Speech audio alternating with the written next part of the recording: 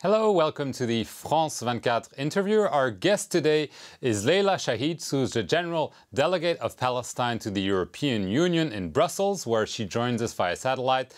Mrs. Shahid, welcome to the France 24 interview. Thank you. So the Palestinian Authority is planning to ask the United Nations for recognition of a Palestinian state at the General Assembly of the UN, which is beginning on September 19th. There is a risk that the US will oppose its veto to such a move. Are you planning to go ahead no matter what? Yes, we are, because we consider that going to the UN is only a natural step in the long history of the Palestine-Israeli issue at the UN. You know, it started at the UN in 1947 with Resolution 181 that partitioned Palestine into two states. All the resolutions concerning the solution to the borders, to the occupied territories, to the settlements, to Jerusalem are all UN resolutions. We have been negotiating under parameters of UN resolution for more than 20 years.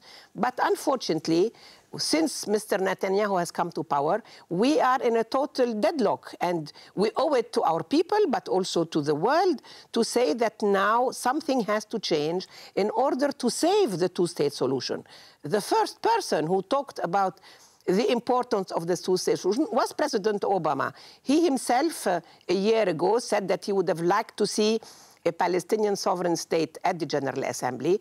We are just saying very frankly and sincerely to the world, we're not reaching any solution with this Israeli government, because on the ground, Mr. Netanyahu and his army and his settlers are building more settlements, more bypass roads, more wall, and there is no more place left for a Palestinian state. I don't think this is a declaration of war. These are guarantees for us to go back to serious negotiations if the world wants to help us. But isn't this a desperation move? No, I think it's a responsible move. You know, if the Palestinians wanted to despair, they have been struggling for more than 63 years. They would have given up a long time ago. If they did not give up, it's because they feel they are the one who proposed to Israel a real coexistence. And after all, this Palestinian state, I would like to remind your viewers, is only on 22% of what was historical Palestine, 78% being the Israel we recognize within the 67 borders. We can't do more than that. Now it's time either for the Israeli people to tell its government, like they have been saying on social and economic issues, that they don't want to follow the policy of Mr. Netanyahu, or the world community, like it could at the General Assembly and the Security Council, take over in order to ensure the implementation of international law that says that 44 of occupation is much too long. Are you sure there's not going to be a last-minute decision to change? The president of the Palestinian Authority, Mahmoud Abbas, has met several times with top Israeli officials, President Shimon Peres, Defense Minister Ehud Barak. There were meetings with the U.S. envoys. Can you tell us we will go ahead whatever happens? Yes, I can tell you we'll go ahead, because we see no contradiction between going to the UN and asking for recognition of the Palestinian state as a way of reassuring the Palestinians that ultimately their state will be on these 67 borders, and going back to negotiations the minute the Americans or the Europeans or anybody else ensures, first, the fact that settlement activity stops completely, second, that the parameters of the negotiations are clear, and that could come from a quartet statement or an American EU statement, and third, that there is a timetable for the end of negotiations. We have been negotiating for 20 years with 6 prime ministers of Israel, not counting Mr. Netanyahu.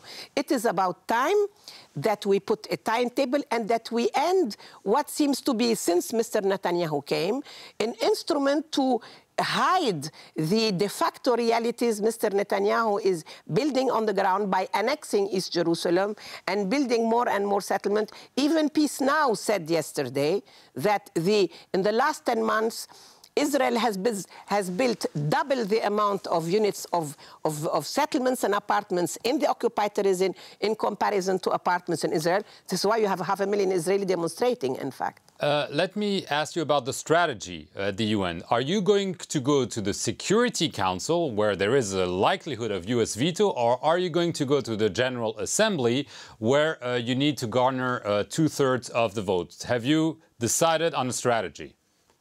Yes, our strategy, like President Abbas has said, is to leave all the options open. We will go to the Security Council, we will go to the General Assembly. We are talking to all our friends, and among the most important being the Europeans. We go with all the Arab countries. This is not only a Palestinian move, but also with the non-aligned. And there are more than 100 countries but who at the already Security recognize Council, Palestine. I'm sorry, at the Security Council, you're going to go and you're going to get the US veto. Is this going to happen? Are you challenging the US, telling them, go ahead if you want to veto? You know, we are not going to cast the veto. You can't ask me what the Americans will do.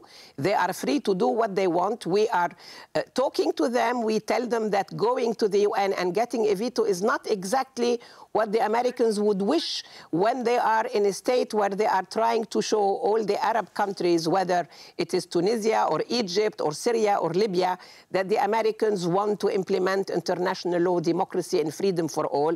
It would be very difficult for the American administration to explain why they veto the right of the Palestinians to be a free people. What about the U.S. Congress? What about the U.S. Congress? There are threats that it could cut the aid, 550 you mean the million. Israeli Congress? No, the Israeli Congress. The U.S. Congress. No, yes, I call it the Israeli Congress, the American Congress. You don't care about if they cut the aid to the Palestinians? Of course we do. Of course we do. But first of all, I think, unfortunately, the American Congress takes more decisions in the interest of Israel than in the interest of the U.S. people and the U.S. administration.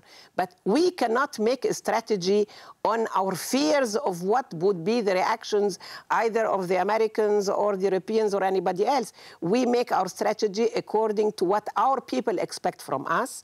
We have had the courage in 1993 to give up military struggle in order to go to negotiations. We have negotiated for 20 years. We cannot not do an assessment of the result and go back to our people to see what they want us to do. We cannot give Mr. Netanyahu the cover he is using to keep on annexing Palestinian territory, and it has become almost a charade. So this is not only an issue for the Palestinians and the Israeli. France, Europe, every single country member of the General Assembly and the Security Council have responsibility towards the Palestinian people too. And there is no reason why Israel should be the only country enjoying total impunity when it violates international law. What would be a success in terms of the General Assembly, in terms of the number of countries? You need 129 votes, I believe.